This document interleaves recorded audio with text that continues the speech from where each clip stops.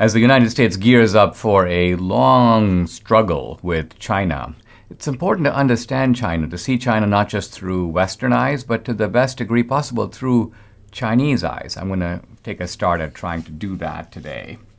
Lawlessness has become so normalized in the Biden administration that DHS Secretary Mayorkas freely admits to it. I'll talk about that. I'm going to explore the larger significance of this NPR made-up story about the Supreme Court and masking up. James O'Keefe of Project Veritas is joining me. We're going to talk about his new memoir and the idea of the Muckraker. And finally, I'm going to introduce the Russian writer Gogol, who came after Pushkin but before Tolstoy and Dostoevsky, and his macabre humor that looks at the nefariousness of the devils behind our human faces. This is the Dinesh D'Souza podcast.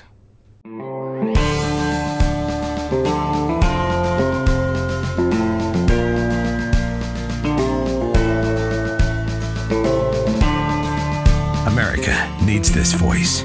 The times are crazy. In a time of confusion, division, and lies, we need a brave voice of reason, understanding, and truth. This is the Dinesh D'Souza podcast.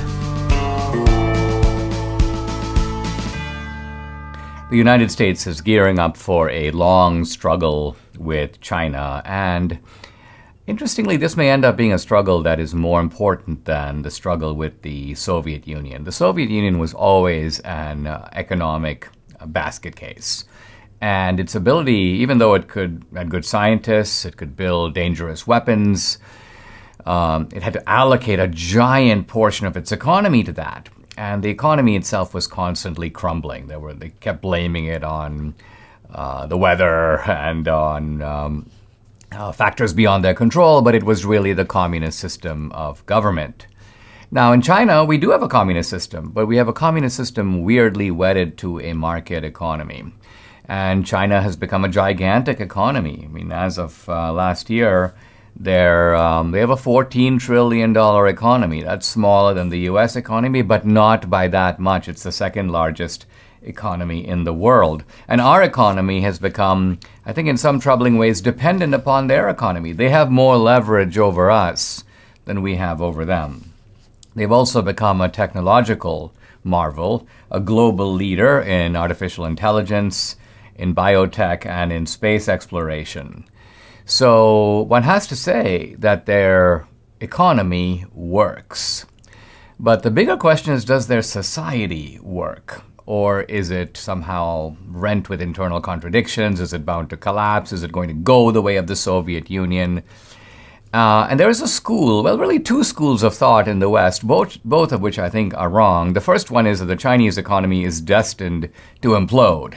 That you cannot wed market systems to a totalitarian government. That's a recipe for automatic failure. Well, the Chinese started this in the 1970s. Here we are almost 50 years later. It hasn't failed. I don't think it's going to fail. And so this automatic collapse theory, although comforting, is at least comforting to China's competitors and adversaries, is, I think, pie in the sky. The other view of the Chinese economy is that the Chinese will start becoming more like us. And this is the theory I want to focus on a little bit more. It's the idea that as China gets more prosperous, its citizens will automatically start demanding more political rights. They won't be content merely with economic abundance. They won't find it satisfactory. Hey, I have a bigger apartment. Hey, I have a nicer car. Hey, my kids are now going to college. They have a better future. No, the Chinese are going to say, wait a minute, I want free speech. I want the right to cast a vote. I want to choose my own leaders. And the big question, it has been an article of faith. It's very tempting for us to believe that liberalism and democracy and modernity and scientific development and economic progress, these are all so tightly linked that they cannot be disentangled. But the Chinese are challenging this idea, and they're showing that not only can it be challenged, but that these facile equations are not true. Now, I want you to think about a Chinese person living in let's say the 1970s when I first came to the United States, I had a kind of a good image of China. Why? Because India is really close to China. India has a virtual common border with China. And the Chinese people lived a lot like the Indians. The typical Chinese person lived in a completely tiny hovel, a kind of shack. They had no washing machines. They had no modern contrivances. They, in a sense, would have to wash their clothes in dirty water. They ate rice and with chopsticks. And they had a paltry, miserable life. So it was Hobbesian in every sense of the term. And these Chinese might have fanatically cheered for Mao's revolution, the Cultural Revolution. Maybe they got disgusted by it toward the end. They were maybe sympathetic in the 80s to Tiananmen Square. But that Chinese person of the 1970s is now older. And what do they see? What they see is written enlarged what I see in India in a much smaller way. What I see in India every time I go back, every couple of years, is India is better. The roads are cleaner, they're smoother, the airport is better, it's more modern, there are more skyscrapers, they're all new.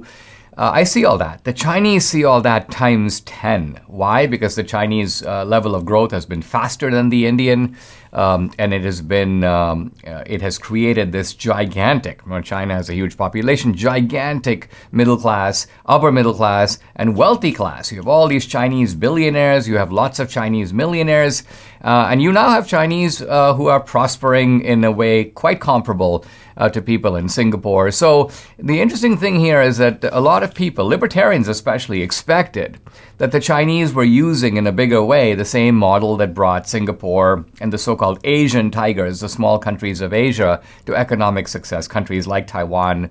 But no, the Chinese, I think, have a different model. It is a model of wedding close and powerful state control over all aspects of your life with a kind of market liberalism. In Chinese capitalism, the state, far from basically saying, you capitalists make us prosperous and we communists will run the country, it's not like that.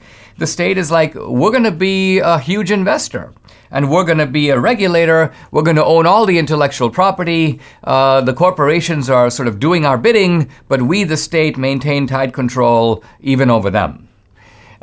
We maintain tight control over our millionaires and over our billionaires. So this is, well, I suppose you could call it a communist model. It's actually, in some ways, more accurately a fascist model. Fascist, why? Because the essence of fascism is centralized control, but centralized control that weds the state to a private sector, in which the private sector operates semi-autonomously, but is nevertheless, in the end, at the behest and control of the state. So what I'm getting at, and I'll talk more about this in future podcasts, is just that our ideas about China are Western ideas.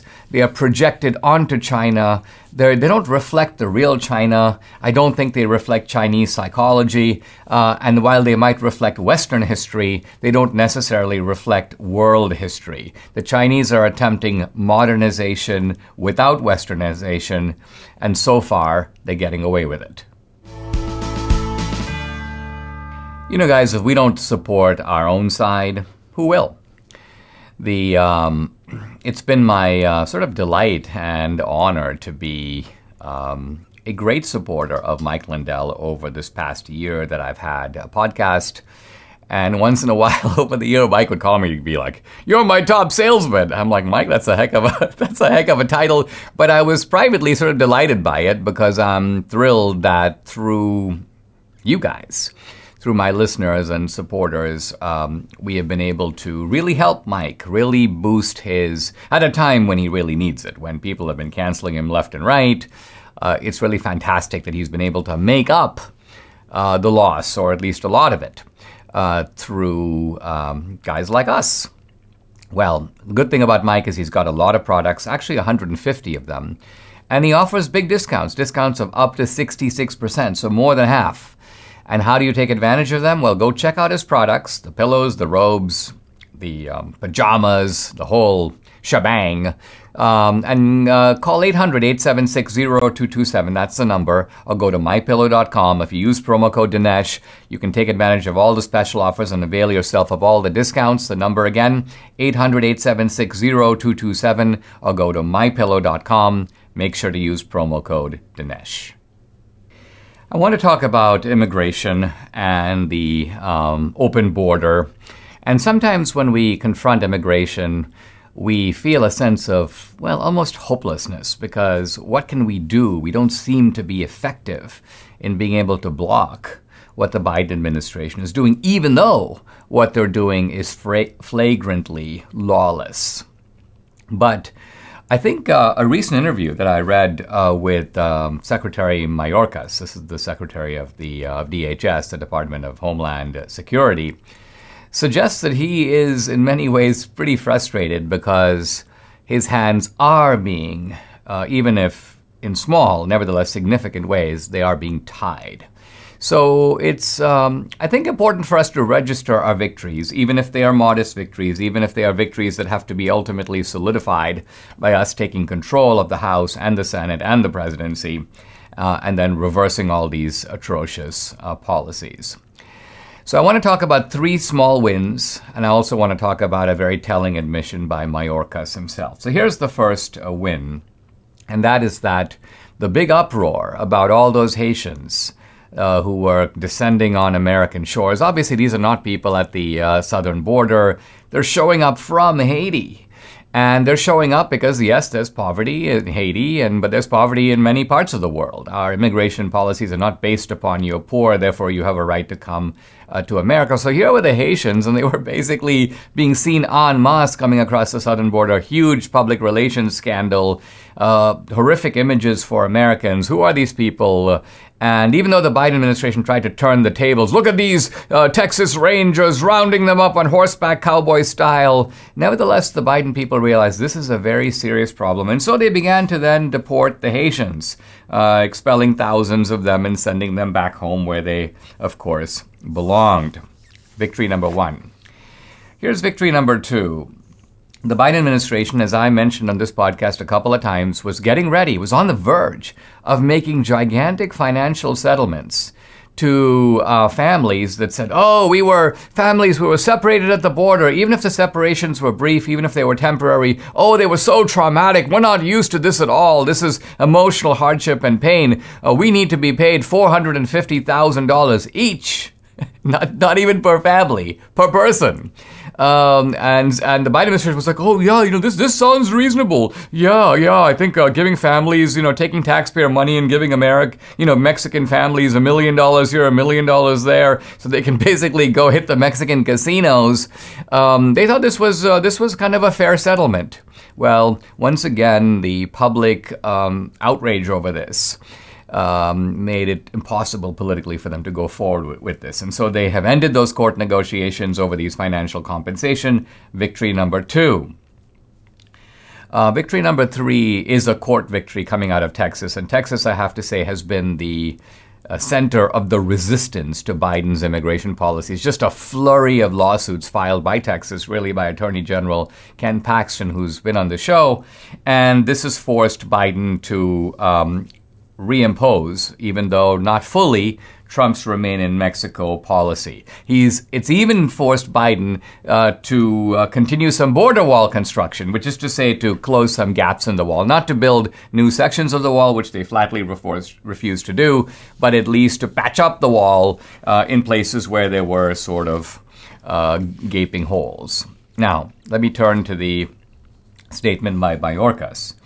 We have fundamentally changed immigration enforcement in the interior. Quote, for the first time ever, our policy explicitly states that a non-citizen's unlawful presence in the United States will not, by itself, be a basis for the initiation of an enforcement action.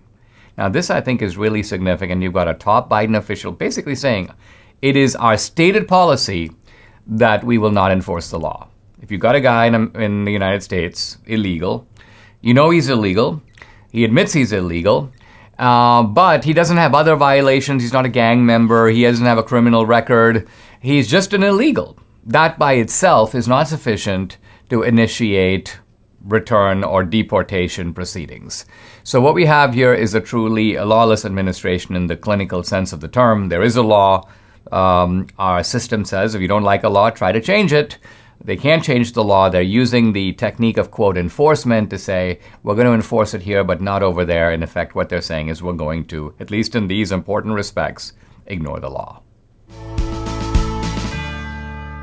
You know, this year, 2022, is going to be a critical year. It's a critical year for America. It's also a critical year for AMAC. This is the Association of Mature American Citizens, along with their nearly 2 million members, like me and Debbie. We're members. Now, the fight to stop out-of-control spending in the president's Build Back Better scheme, it's far from over. Congress is plotting all kinds of new legislation that could hurt our seniors. And the midterm elections is going to be a titanic battle, freedom versus socialism. Now, unlike the kind of liberal senior groups, AMAC is America's conservative, action-oriented organization for 50 plus, fighting hard every day in Washington and across the nation for our seniors. And I'm urging you to choose AMAC now. You'll get all the great membership benefits, AMAC discounts on hotel, travel, restaurants, and also your membership will support your values. How do you join? Go to amac.us/Dinesh. Again, it's amac.us/Dinesh to become an AMAC member now. I'd like to talk about the larger significance of this NPR story about the Supreme Court and masking. I wasn't going to cover the story. I thought it was kind of dumb. But Debbie's like, no, people are talking about it. You should cover it. And I want to do it in a way that draws out what's really going on here. Because you see the essence of fake news. And it started out with Nina Totenberg, the kind of longtime court reporter of NPR, saying the following. She said that according to sources at the court, Sotomayor did not feel safe in proximity to people who were not masked. Nina Totenberg reported that Justice Roberts, understanding that, quote, in some form asked the other justices to mask up. And then, says Totenberg, they all did except Gorsuch, who, as it happens, sits next to Sotomayor on the bench. His continued refusal to do so has meant that Sotomayor has not attended the Justice Weekly Conference in person, joining by telephone. Now, this article was just picked up because it suggested this kind of, wow, even at the Supreme Court, you've got all this insider kerfuffles going on over masking. So right away, CNBC was all over it, MSNBC, CNN, and then, of course, all the pundits began to weigh in. Here's Mehdi Hassan. Why is it that the public figures on the right who claim to be pious Christians and believers in morality and decency turn out to be awful, awful people? So you got the statement and then all the speculations on top of the statement, presuming, of course, the statement to be true. And then Justice Roberts put out a statement basically saying, I never asked the other justices to be masked. Boom. And after that, this is even more unprecedented, there was a statement that came out from Sotomayor and Gorsuch. Sotomayor says, I never asked that Gorsuch be masked. I never made that requirement. And Gorsuch said, I never heard anything of this sort from the Chief Justice. There's never been any such rule. The whole story was made up. The whole story was lies. Now, the killer. Here's Nina Totenberg tweeting, after all this, after 3 statements, think of how unusual it is for 3 justices of the court to come out and directly dispute all of them, saying the same thing and saying Nina Totenberg's reporting is false. You'd think she'd be like eating crow, right? No. Quote, NPR stands by my reporting. In other words, the 3 justices are liars. Either that, or some analysts have tried to cover her by saying that in her original report, she said that Judge Roberts, quote, in some form asked the justices to make up, as though in some form means he didn't really. He just sort of implied it. And therefore, there's nothing inconsistent with him denying it because she didn't say he explicitly said it. So this is the kind of verbal pyrotechnics that it's what any liar does if a kid is caught, with his hand in the cookie jar. Well, my hand wasn't in the cookie jar. It was only on the cookie jar. It's not in the cookie jar. It's just on the cookie jar. True, there were cookies sticking out of the jar. This is the kind of 3-year-old BS that we're being subjected to. Now, the remarkable thing about all this is no Twitter warnings. Nina Totenberg isn't being banned, even though she's putting out clear misinformation. Somehow misinformation of this sort, Twitter doesn't mind. Social media doesn't mind. They never censor it. They don't fact check it. So this stuff just goes on. And here's an interesting comment by Cernovich at the end of all of it. He goes, the question isn't whether the news is fake. That's already been decided. Clear example right here. He goes, it's whether it was always this fake and we didn't know it then. And that's an interesting question. Was it the case that even in the older days, when there was a kind of simulacrum, a kind of outer patina of objectivity, did you have the same group of fakers? Maybe these guys aren't so unusual. Maybe these guys are just more blatant, more open, and those guys had a little better sense of camouflage. They were con men just as these are con men. The difference is that those con men were able to get away with it. They were like, well, we're not really con men, you know. So the difference, in other words, is one of style, not really of substance. I won't try to answer that question now. I simply think that what's revealing about this NPR lie is their willingness to stand by the lie. And so what you've got here is liars who think that telling the lie, you can hang on to it because after all, the lie is congruent with the ideology, not the truth. And so it's more important to hold on to the lie than to succumb, even if unwillingly, to the truth. The other day, Debbie was watching Shark Tank, and she's like, hey, this is the founder of Moink. This is Lucinda Cramsey. And what a kind of remarkable story of a woman who founded her own company, grew up on a ranch. And I want to tell you about Moink. If you could see and taste the steak or salmon from moinkbox.com, you would go crazy. For now, I'm seeing it and tasting it. It's delicious. I'm telling you, you need to get moinkbox.com. Moink delivers grass-fed and grass-finished beef and lamb, pastured pork and chicken, and wild-caught Alaskan salmon direct to your door. In the process, they help family farms become financially independent outside of big agriculture. Moink meat is so delicious. I love it, and you will too. So get moinked right now. Join the Moink movement today. Go to moinkbox.com/Dinesh. Listeners to this show will get free filet mignon for a year. What? That's 1 year of the best tasting filet mignon you'll ever have.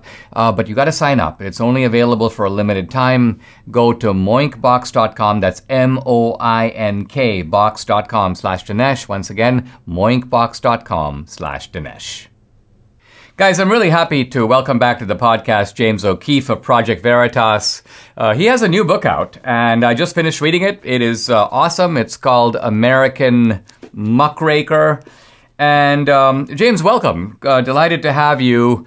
I thought it was very interesting that even though I think in American culture you're doing something that is genuinely novel, what you do in this book is you place yourself in a tradition, the tradition of the muckraker. Now, some people may not know what a muckraker is. Obviously, the image of a muckraker is somebody who like kicks up mud and puts it into people's faces, and it seems like, why would any sane person want to do that? So why don't we start by talking about who is a muckraker and what is the tradition surrounding that name? Well, thank you, Dinesh, very much, and I'm glad to be with you, and we have so much to discuss in such a short period of time. Muckraker, people may not know what that means. It was a term coined by Teddy Roosevelt in 1906 or thereabouts to describe these people. Most of them were actually progressives, you know, Ida Tarbell, Upton Sinclair, who wrote The Jungle. Many of these were actually socialists. But they wanted to produce exposés and journalism, written word accounts of what was going on, taking on these big Leviathan organizations, the big trusts from the early 20th century. So I would define a muckraker in contemporary times as one who makes public what powerful people want kept secret for the wrong reasons. And today's journalists, if you want to even call it that, whatever you want to call them in the media, work in a kind of harmony. They work in concert with their sources in government. They represent the people in government. They act as ombudsmen for the people in power rather than challenging them and rather than being skeptical. So there's very few actual journalism going on. And this book, American Muckraker, is really, it's like kind of like a John Grisham novel meets Dostoevsky novel, because it's simultaneously thrilling and terrifying and requires suffering and struggle. This is a handbook, Dinesh, for how to do journalism in clown world. Hey, James, in the early 20th century and then through much of the 20th century, if you think of modern American conservatism, and we look back at the Muckrakers, we would say, hey, they were focusing on big business. They didn't focus enough on big government. Of course, there wasn't that much of big government in the early part of the 20th century, and conservatism has focused on targeting big government. But would you say that we're in an era today where we again have this nasty combination of big business? And I'm thinking here of big tech companies working hand in hand with the government for nefarious ends. Well, yes, and an example of that would be the letters that we exposed from the Judicial Watch just a couple days ago that showed Pfizer Pharmaceutical is talking to the FBI about me. Or within minutes, and I know that you've been through some version of this, Dinesh, and as all truth tellers tend to be these days, within minutes of the FBI raid on my apartment for a source sending me a document, that's ironic because that's the paragon of investigative journalism. Within minutes of the handcuffs being taken off my wrists, I got a text message from a national security reporter at the New York Times. So this is a rhetorical question, but it kind of answers the question that you're asking. Why is the paper of record cooperating with, coordinating with, and acting in a symbiotic relationship with the FBI? Shouldn't they be investigating these people? So yes, whether it's pharmaceutical corporations like Pfizer, who powerful people tend to be more honest and private. You want to question them. And in journalism, there's always been this tension between what I call access and autonomy. Do you want to bite the hand that feeds you? Do you want to just take the information that you're given and relay it to the masses? So you often have to dig deep. A muckraker has to use disguise. Upton Sinclair in 1906, he sort of used disguise when he went into the meat packing organizations. He pretended to have a lunch bucket like all the other workers, took off his tie. You have to do things to get the information, and oftentimes they accuse me of being deceptive, of lying. Well, you have a choice to make. You can use deceit with your subject to extract the truth for them, to tell the truth to the masses, Dinesh. And it's not an easy thing to do, but it's often up to us, the citizens, to do it, again, in a world where our media, our government, and our pharmaceutical companies are united. But the truth is that the images and the videos that we release, we call it cinema verite, are much more powerful than the mendacious innuendo and linguistic contortions that our newspapers have to do in their written word, and we can talk about that a lot. Video and images transfix, and oftentimes rock beats scissors, and you can expose the reality, which will overpower the manipulation in the newspapers. You say some very, I think, poignant things in your book. You say that that outsiders feel a combination of wonder and fascination with the muckraker. You say that the muckraker over time becomes a little alienated even from his own side because he realizes that he has a different psychological makeup. Now, I think this is an important point because a lot of conservatives wouldn't dream of doing the kind of, let's insinuate myself into a leftist organization, let me pretend to be one of them, let me secretly record them. It doesn't seem to be our temperament to do that kind of underground type of investigation. Talk about what it is. Do you think that you were just born with this kind of personality that's like, hey, listen, you know what? It reminds me almost of somebody in a James Bond movie where you're going into a dangerous territory. By the way, if you get caught out, it's probably not going to be all that good for you. You've had the FBI at your door. What makes you that kind of a guy who doesn't flinch from doing this kind of stuff and isn't scared away from it? Well, thank you, Dinesh. That's very kind but it's not like James Bond. I can assure you of that. There's no the Omega watches and the fancy cars. Although we have rented a Ferrari, I think, or a Mercedes undercover, but it's actually counterintuitive. And there's a whole chapter in this book called Character, which you are inferring. And in that book, in that chapter, I talk about the characteristics of someone to do this. I actually grew up quite an introverted kid. I was a young man, and I went to college, and you were at the Dartmouth Review, I think, and you guys did this sort of gonzo, satirical, sort of muckraking journalism on campus. I actually read a book about what you did, believe it or not, and it kind of partially inspired me to do something similar at Rutgers when I was 19. Started a newspaper there called The Centurion, and I went and tried to get Lucky Charms banned on the grounds they're racist against the Irish, myself being an Irish American. Of course, it was a form of satire, and now satire is dead, and irony is now dead. But at the time, some 15 years ago, I put them in a bind. I put the bureaucrats in a bind, to quote Tom Wolfe's Radical Chic and Mau Mauing the Flag Catchers. They were either going to ban Lucky Charms on the grounds they were racist, or they're going to violate their own campus speech codes that you can't offend anybody. And it was very difficult for me to do this, Dinesh. I was uncomfortable. My heart was beating at 160 beats per minute. It did not come natural to me. And I think the characteristics of someone who does go record these things, most of the people that we work with, these whistleblowers, describe it as following their conscience. So you have a choice to make. You can survive at any price, maintain your mortgage, maintain your pension, and just let bygones be bygones, or you can follow your conscience into the gates of hell. And increasingly, I find that many of these people that do this are not extroverted, sociopathic. You almost have to be a masochist to do this sort of work. You almost have to like pain.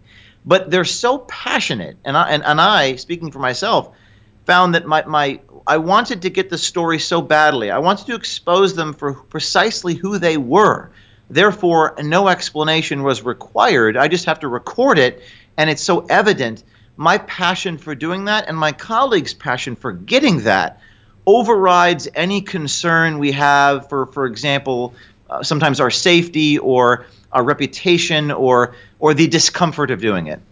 Awesome. Let's take a pause. When we come back, I want to look at a couple of the bombshell stories that you've broken and how you went about doing it. We'll be right back.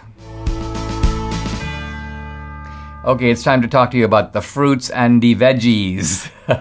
Well, I mean, I like fruits probably better than veggies. I like one or two veggies, but most of them, the fruits I generally like. I'm not a fan of apples, but I pretty much like a lot of other fruits. I'm a bit of a banana fiend, I will confess. But look, we all need to have a certain proportion of fruits and veggies every day. And you know what? Very few people do.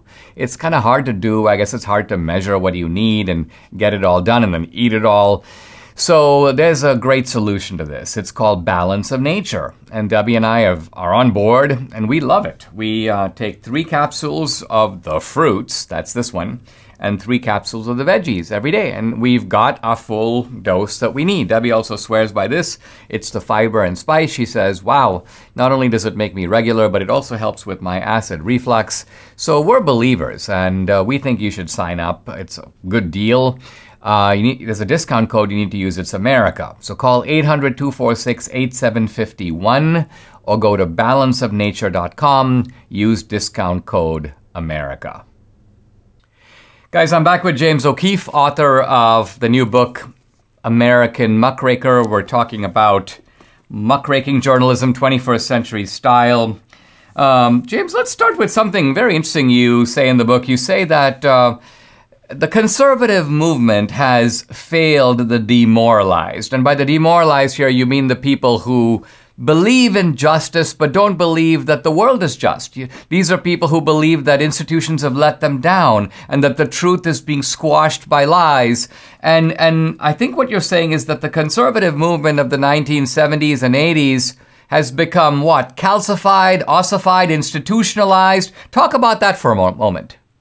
Well, I mean, I would say 2 things, Dinesh. I quote Charles Murray in this book that government is in an advanced state of sclerosis where solutions are outside the legislative and judicial processes, that the pendulum swings back and forth, it goes.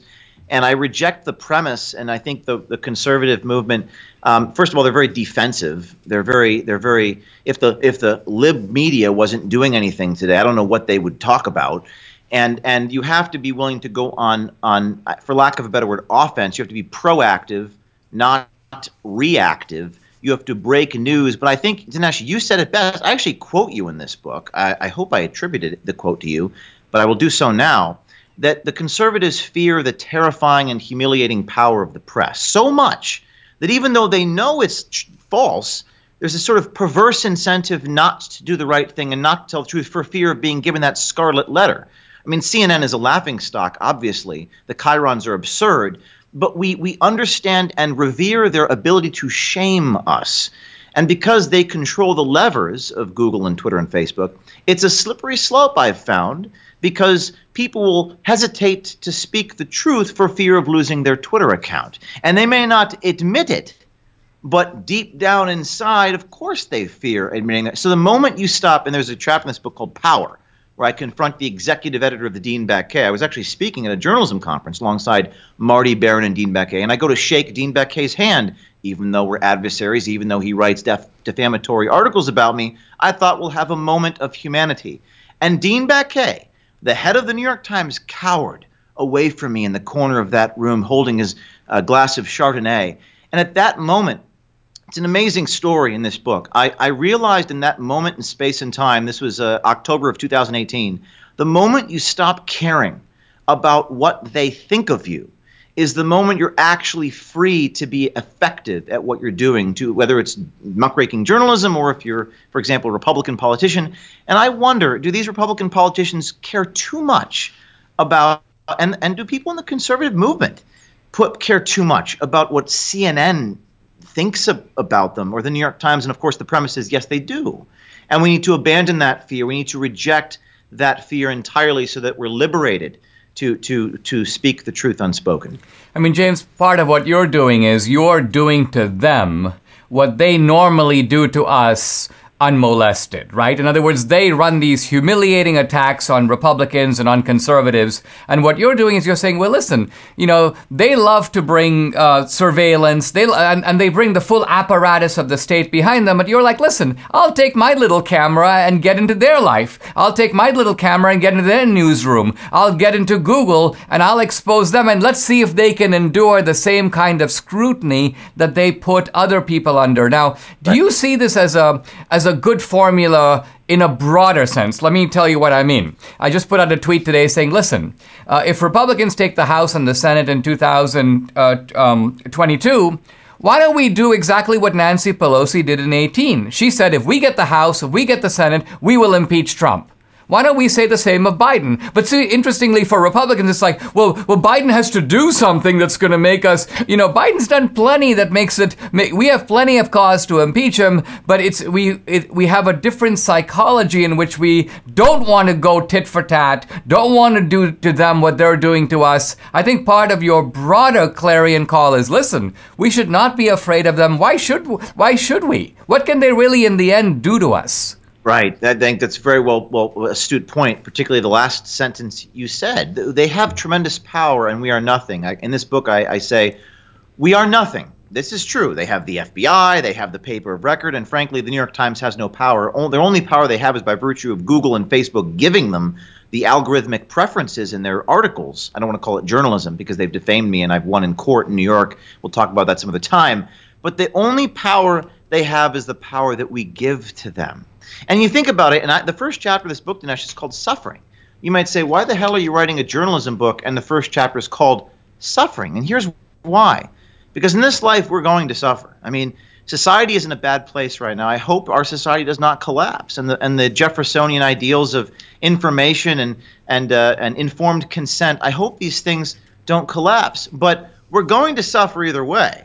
My premise is, let's do the right thing. Let's tell the truth. We've got a lot of good people in government. I mean, I think there are a lot of good people at the DOJ, for example. Now, whether they're willing to speak the truth is another thing. But that's where meaning comes in. And it's about the salvation of your own soul. It's about doing the right thing. And stop being afraid of these organs of propaganda. It's not that bad. I've lived through it, Dinesh. I've been arrested in New Orleans. I've been raided by the FBI in New York. I've been sued more than a dozen times. We've never lost a lawsuit. We overturned the law in Massachusetts at the First Circuit Court of Appeals. I've been deposed 15 times. And you know what?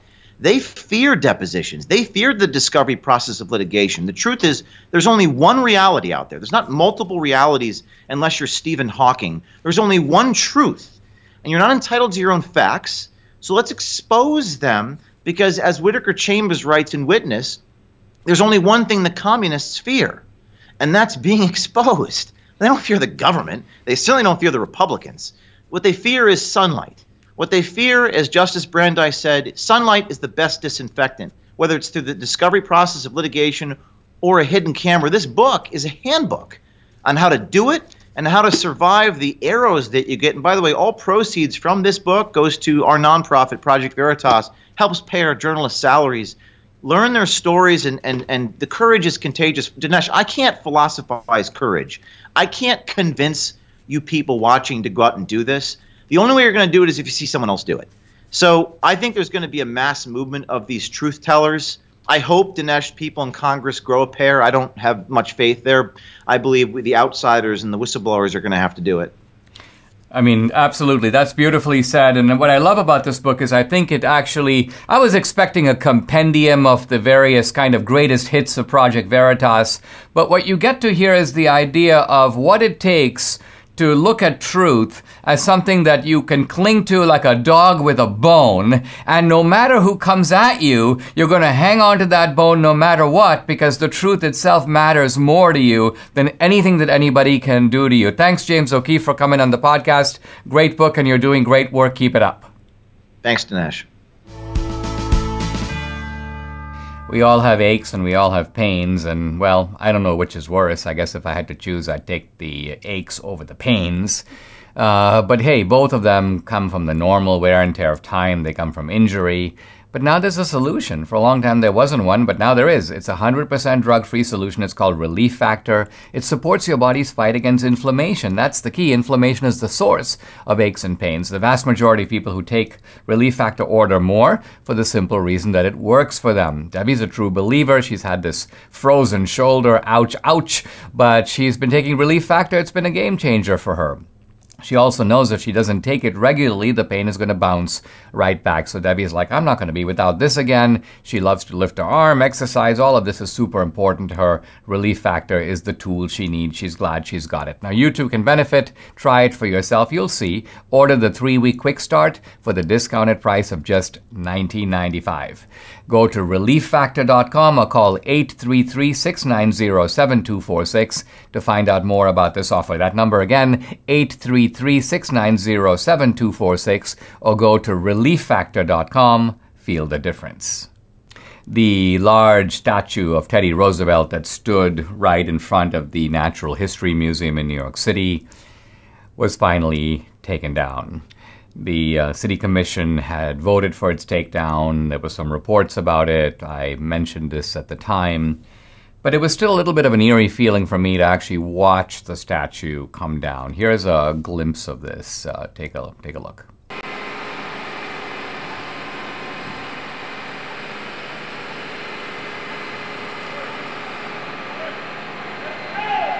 So there it is. This, by the way, the video is from Scootercaster. So it's at Scootercaster NY. I want to give credit for people. So it's work to take these videos, and very often they get widely shared on social media without credit. Now, what was really objectionable about the statue? Well, apparently, for the left, for the leftists who caused this protest in the first place, and let's remember, all of this occurred in the wake of George Floyd. This is the kind of ugly aftermath of George Floyd. Let's pull down all the statues. Teddy Roosevelt, what does he have to do with George Floyd? Nothing. But they look at the statue and they go, wait a minute, here's Teddy Roosevelt, and he's sort of prominently with sort of head raised, and you've got these two American Indians who seem to be kind of crouched in what seems to be a subordinate position. So they take the statue as symbolizing racism. Roosevelt is calling the shots. The two Indians are bowing to him. But no. If you look at the statue more closely, you see what's going on is that the statue actually predates Teddy Roosevelt's days as president. It's from his early days, and he's with two Indian trackers. Now, since these Indians are trackers, what are they doing? Looking down at what? Tracks. And Roosevelt, of course, is following their lead. So far from this being a depiction of Indian subordination, it shows something really quite different. By the way, if you want to read about Teddy Roosevelt, pick up Edmund Morris's book. I think it's called The Rise of Teddy Roosevelt. Edmund Morris, by the way, is the guy who later wrote a biography, a terrible biography of Reagan. He misunderstood Reagan. He never got Reagan. I understand Reagan picked him to write the biography because Reagan liked Morris's book on Teddy Roosevelt. And Reagan probably thought, well, listen, I'm like Teddy. I'm a Republican. He was a Republican. He rode a horse. I ride a horse. But, Teddy Roosevelt was an aristocrat. He was a very cultured man. Reagan was a middle-class guy who became an actor. So I think for some reason, Morris never got Reagan. But he did get Teddy Roosevelt. He captured Teddy Roosevelt. And he makes the point in his biography that Teddy Roosevelt, although a progressive, in some ways like Woodrow Wilson, And although somebody who broke from the Republican Party and ran on a progressive, what was called a bull moose ticket. In 1912, the Republican vote was split between Taft and Teddy Roosevelt. This is what gave Woodrow Wilson the presidency. Nevertheless, Teddy Roosevelt was a different kind of progressive. And it seems funny here because we're talking about racism. Progressivism and racism were hand in hand. This is the point. And the point I'm trying to make is that Teddy Roosevelt was much milder in his progressivism. So in other words, Woodrow Wilson was an open segregationist. He restored segregation to the government. He was an out-and-out racist. Teddy Roosevelt succumbed to some ideas of social Darwinism. He used sometimes the language of the superior races will prevail. It was sort of Darwinist language adapted, if you will, to politics. But Teddy Roosevelt was not, and he'll even talk about survival of the fittest, but Teddy Roosevelt was not a eugenicist. He was a family guy and a pro-family guy. And I think this really gets to the heart of what is objectionable about Teddy Roosevelt. He was a patriot.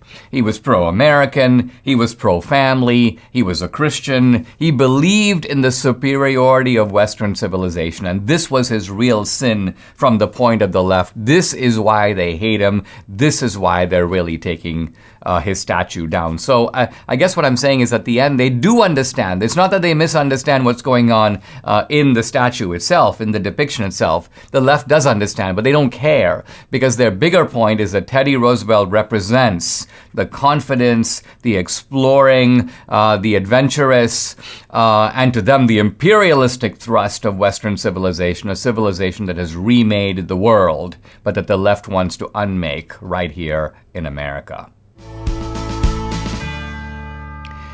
I'm going to continue my discussion of Russian literature by focusing on the important writer who came after Pushkin, and this is Nikolai Gogol.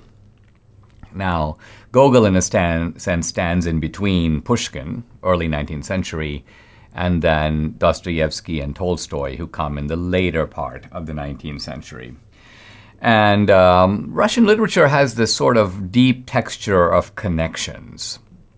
I mentioned when I was talking about Eugene Onegin, how you have this very moving scene where Tatiana, toward the end of the story, the poem, is approached by Onegin. He's like, I'm in love with you, even though you're married, and you've got to sort of give yourself to me. You don't belong with this guy, this Russian general, and sort of succumb to the temptation of love. And she doesn't do it. She goes, I'm not going for it. But think of Tolstoy's Anna Karenina. Anna Karenina, in a sense, is based on a plot that takes Tatiana's refusal and changes it so that her no becomes a yes. Anna Karenina succumbs exactly to a similar proposition. This is from again, very kind of romantic but disturbed individual, Count Vronsky. She succumbs to the adultery, and Tolstoy explores with a very Tolstoyan richness and depth the full and tragic consequence of this, in which Anna at the end throws herself in front of a fast-moving train, commits suicide in that sense. But let's come back to Gogol. And before I do Gogol, I want to say a word. A lot of people really love this series on Russian literature because it's exposing them to a world that's different than they normally know. This is actually my fascination with it as well. I'm obviously not Russian. I've been to Russia once, but only very briefly, St. Petersburg. And so I'm learning about Russia, ancient Russia, modern Russia, through Russian literature. But and a lot of people are like, wow, this is really amazing. This is fascinating. But one or two guys are like, Dinesh, why Russia? Why do you choose this topic? And I chose it because of its richness, its psychological depth. But I also want to, I think I'm also going to, I could go on in the Russian series for like 3 months. I think what I'm going to do is I'm going to talk about Gogol, and then I'm going to give it a pause.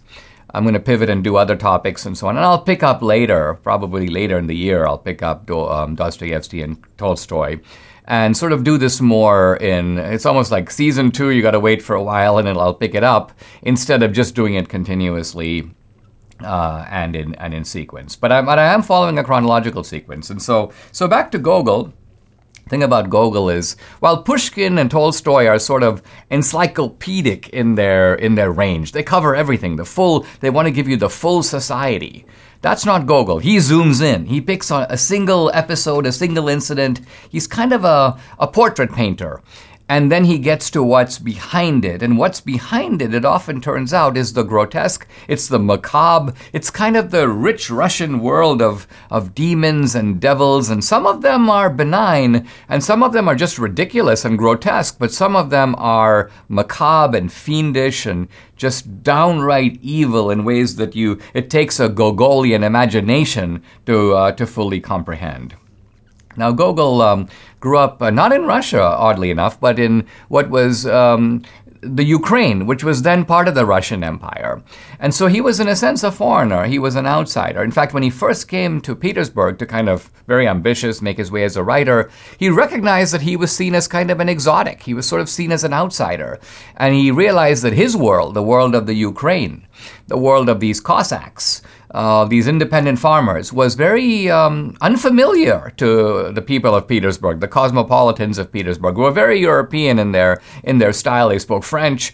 And so Gogol realized that he could take this world that he knew very well from the Ukraine, and it would be seen as strange and exotic. So his early stories, his first work was called Evenings on a Farm near Dikanka. And Dikanka is a place that he made up. It was kind of an imaginary village in the Ukraine, but all these strange characters, and the Russians in Petersburg were like, wow, this is fascinating stuff. And it's almost like if someone in America were to write about a regional culture in Appalachia or some part of America that people don't really know very well, and it opens the eyes of Americans. Gogol had a fantastic imagination. Early in the 19th century, he raises a question in one of his stories. What if you could, he says, if you're in a town square, you see things kind of from the individual point of view. Your point of view, my point of view. But what if you could circle above the town like a bird? What would the town square look to you then? So think of it. Here's Gogol in an age before, air travel, an age before drones, in imagination, looking at society from the point of view of from the up, looking down. One of Gogol's stories is called The Nose. It's a perfect example of his kind of grotesquerie of Gogol. A man wakes up in the morning and he's missing his nose. Where's my nose?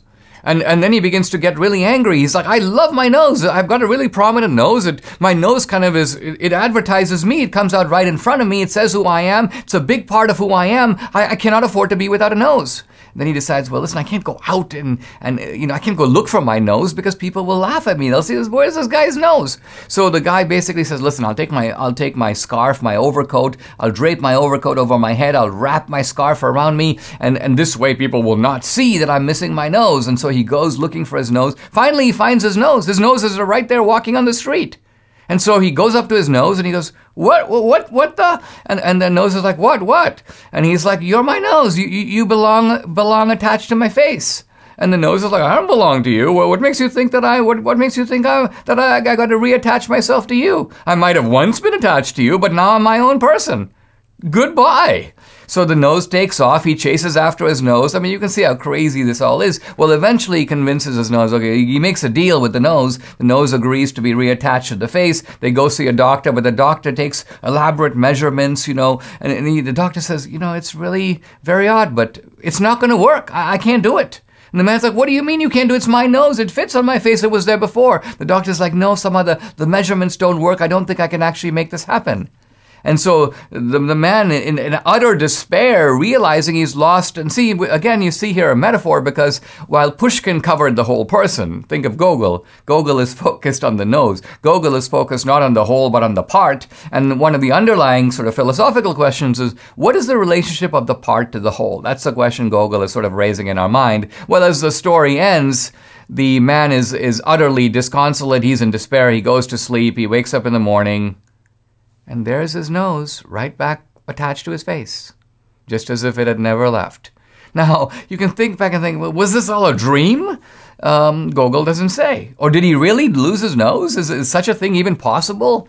So Gogol is raising the question of whether the world that we experience is the world, Or could it be that there is a world, even our world, our normal world, that's being manipulated by some fiendish devils that create in us these experiences, which we think are ours, and then we're asleep and then we're awake? But, is it possible that when we're awake, we're really asleep? All these are the kind of crazy types of questions that Gogol forces us to consider. So what I'm going to do on Monday, probably on Tuesday, talk a little bit more about Gogol and his themes and his ideas, and then focus on one of his, I think, unforgettable stories, which was sometimes called The Government Inspector, but in my translation it's called The Inspector General. It is grotesque in the classic Gogolian mode, but it's also hilarious, and in some ways it's also profound. I'll take it to be a sort of representative of the best work of Nikolai Gogol, and then we will take a pause in Russian literature, give it a break, and pick it up later on in the weeks and months ahead. Subscribe to the Dinesh D'Souza podcast on Apple, Google, and Spotify, or watch on Rumble, YouTube, and SalemNow.com.